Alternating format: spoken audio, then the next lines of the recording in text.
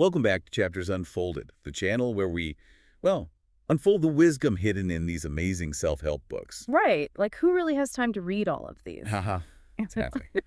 We do the heavy lifting for you. There you go. So today we're diving back into Atomic Habits, episode 16. Back into the good stuff. Yeah, and let me tell you, we're about to uncover something pretty big, like maybe even life-changing. Okay, you've got my attention. Lay it on me. It's about how to make good habits actually stick. You mean like finally hitting the gym regularly or, I don't know, flossing every day? Exactly. And it all comes down to one thing. Okay, I'm on the edge of my seat. What is it? Immediate rewards. Oh, interesting. So we're not talking about some long-term goal way off in the future. Nope. We're talking about how to make the process itself enjoyable right now. No, that's something I can get behind. So stick with us as we break down the science Yeah, and the strategies. to turn those good intentions, you know, the ones we all have, into actual lasting change. Those good intentions, yeah, they're good at paving the road to, Uh-huh. Yeah. you know the saying. So, and while you're here, make sure to hit that subscribe button. Yeah, come on, join the club. And share this episode with anyone who's ever struggled with building good habits. I mean, let's be real. That's probably all of us, right? Right. So what's fascinating is that, we often think about habits as this battle of willpower. Right. Oh, totally. Like a test of discipline? But what if, and this is the big what if the key isn't forcing ourselves? Okay, now you're really intriguing me. What if it's about making the process itself actually enjoyable? Okay, that sounds way more appealing than white-knuckling it every day. But how does that actually work? I mean, yeah, I get it. We all know we should eat healthy and exercise and all that. Yeah, those things don't exactly scream fun in the moment. Right. Like, I know I should, but it doesn't always feel, enjoyable right then. So where's the enjoyment in that? Right. And that's what makes this deep dive so interesting. All right, let's get to it. To really understand the power of immediate rewards, we need to go back in time a little A bit. blast from the past. Yeah, to the slums of Karachi, Pakistan Okay, I'm picturing it. in the late 1990s. All right. And picture a public health crisis, lack of sanitation, widespread illness. People were really struggling. Wow, that paints a pretty bleak picture. Yeah. So where do immediate rewards even fit into this? Yeah, what role could they possibly play in that kind of situation? Right. And that's where Stephen Luby comes in. Okay, who's Stephen Luby? He was a public health worker who was like, we have to improve this. Makes sense, yeah. A real-life hero. Yeah, he was determined. Hmm. And his focus was on hand washing. Hand washing. Okay. You see, contaminated water was a huge issue, Ah, I see the connection. major contributor to spreading diseases. Yeah, that'll do it. And hand washing was a simple but really effective way to combat it. Sure, we've all heard it a million times, right? Wash your hands, stay healthy. Yeah. Exactly. But here's the catch. Luby and his team, they quickly realized that the problem wasn't knowledge. Wait, so people knew they should be washing their hands? They knew. Okay, so if they knew hand washing was important, why weren't they doing it? That's the thing I never get about those good habits. We know what we should do, but then... Yeah, the knowing-doing gap. It's a mystery. Yeah. A huge mystery. So that's the million-dollar question, right? If they knew it was good for them, why weren't they doing it consistently? It's like the age-old question. And the answer might surprise you. The issue wasn't about lecturing people. No, scare tactics don't usually work long-term. Right. Or trying to, scare them into better hygiene. Ah, I see. So it was about something else. It was about making hand washing more appealing, more immediately satisfying. Okay, now I'm really curious. How'd they pull that off? Did they, give out prizes for hand washing or something? That's what's so cool about this. They teamed up with Procter & Gamble Okay, big company. and introduced Safeguard soap to the community. Safeguard, yeah, I know that soap. But it was just any soap. It was like a premium brand. Fancy soap. Yeah, known for its rich lather, its good fragrance. It just felt luxurious. So instead of focusing on the health benefits, which, are down the road, they made the act of washing itself more enjoyable. Exactly. They added this element of immediate sensory satisfaction. That's clever. Appeal to the senses. And the results were amazing. Seriously impressive. Okay, I'm ready. Hit me with the stats. Diarrhea plummeted by 52%. Oh, that's huge. Pneumonia by 48%. Seriously. And skin infections by 35%. All from fancy soap. That's incredible. Simply by making hand washing more enjoyable, they completely changed behavior. They tapped into something powerful there. They did. And here's the even more incredible part. Years later, the hand washing habit stuck. No way, even after the free soap was gone. Yep, even after the free soap was gone. So they had instilled a lasting change. A lasting positive change, not through like force or fear, but through pleasure.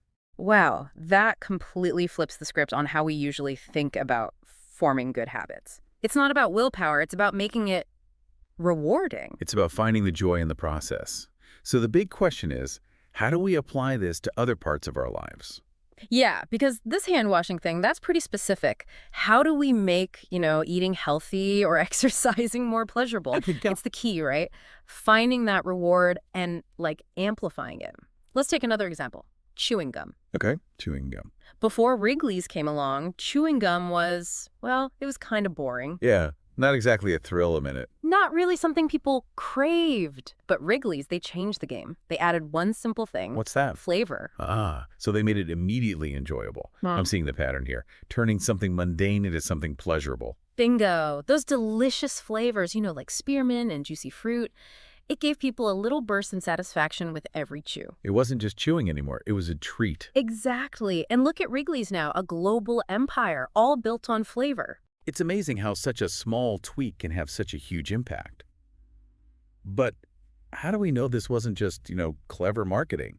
Could this principle of immediate rewards really work for building lasting habits? It absolutely can, and it goes way beyond marketing, I promise. Remember the cardinal rule of behavior change? The one about rewarded behavior being repeated. That's the one. Our brains, they're wired to connect actions with their consequences. So when something feels good, when it leads to pleasure, we want more. It's like a feedback loop, right? Exactly. Even small rewards can strengthen those pathways in our brains.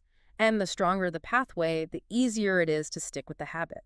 But what about those habits that, well, they don't exactly offer those obvious immediate rewards? Like saving money. Yeah, saving money. Or resisting that extra slice of cake. The benefits are way down the road. Right. We don't see those results right away. So it's harder for our brains to make that connection between the action and the reward. So the big question is, how do we bridge that gap? How do we make those healthy habits feel good right now, even though the payoff might be weeks, months, even years away? Yeah, how do we make those long-term goals feel less like a chore? We can actually borrow a trick from that hand-washing experiment. Remember Stephen Luby? Yeah. We can find ways to inject a little bit of that immediate satisfaction into those activities, even if they seem kind of boring. Okay, I'm liking this. Hacking our brains for good. That's the idea. One super powerful technique is called reinforcement. Reinforcement. It's about intentionally connecting your habit to an immediate reward. Remember when we talked about habit stacking? Yeah, linking a new habit to an existing one. Right. Well, reinforcement takes it a step further. It's like habit stacking, but instead of linking to a cue, you're linking to a reward. You're making that finish line feel really good. Okay, I'm starting to see it. It's like giving yourself a mini celebration every time you successfully complete that desired habit. That sounds motivating. And this is especially helpful when dealing with, those habits that are about avoiding something. Like resisting that impulse purchase? Yeah. Or sticking to a dry January? Exactly. Because let's be real, there's not a lot of immediate satisfaction in not doing something. It's true. It's like, okay, I resisted that delicious pastry, but now what? Where's the reward? It feels kind of anticlimactic. That's where the magic of making avoidance visible comes in. Making avoidance visible. Yeah. One way to do that is by opening a dedicated savings account. Okay, a savings account. But here's the trick. You label it with a specific goal. Like leather jacket fund or trip to Europe. Exactly. And each time you successfully resist that impulse buy, you transfer the money you would have spent into that account. It's like giving yourself a financial high five for making the smart choice. I love that. And as that account grows, it becomes a visual reminder of your progress, which just fuels that motivation even more. Here, turn saving money into something tangible, a satisfying experience, rather than a feeling of deprivation. Now, it's super important to choose rewards that align with your big picture, with your overall identity and goals. If you're trying to be more financially responsible, rewarding yourself with a shopping spree, well, that kind of defeats the purpose. Yeah, that would undermine the whole point. So it's about finding rewards that complement the habit we're trying to build. Right. Choose rewards that support your long-term vision. Like what kind of rewards? Maybe a relaxing bubble bath. Oh, that sounds nice. Or a hike in nature, curling up with a good book. Wow. Anything that makes you feel good and doesn't sabotage your goals. So it's all about creating a sense of harmony between our short-term actions and our long-term aspirations. Exactly. But we've talked a lot about adding pleasure to good habits. What about the flip side? Making bad habits less appealing in the moment. Is there a way to, like, hack our brains to avoid those tempting but ultimately, bad behaviors? There is. Don't forget, our brains are wired to avoid pain just as much as they seek pleasure. We can use that to our advantage. How so? One strategy is to create a system of accountability, where indulging in the bad habit comes with an immediate consequence, something tangible. Ooh, okay. So it's like setting up a mini penalty box for those moments of weakness. You could say that. For example, if you're trying to cut back on mindless snacking, you could make a rule. Every time you reach for that bag of chips, you have to donate a certain amount of money to a cause you really disagree with. Ouch, that would definitely make me think twice before grabbing those chips. It's like attaching a mini consequence to the bad habit, making it less appealing right then and there. Exactly. It's all about leveraging the power of loss aversion. We humans, we tend to feel the pain of a loss way more strongly than the pleasure of an equal gain. So by setting up a system where giving in to the bad habit results in an immediate loss, well, we make it a lot less tempting. It's like a game, but with real stakes. It adds a whole new level of accountability. It does, and the best part is you can tailor it to your own preferences. Maybe donating money isn't your thing. Maybe you'd be more motivated by having to do an extra chore or run an extra mile, or even give up a favorite activity.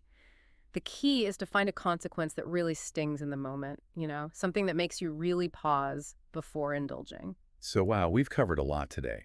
The power of immediate rewards, the concept of reinforcement, the importance of aligning our actions with our long-term goals and identity, even the strategic use of a little pain to deter those bad habits. It's like a whole new set of tools for building better habits. It is. And what's really exciting is that this knowledge gives us power.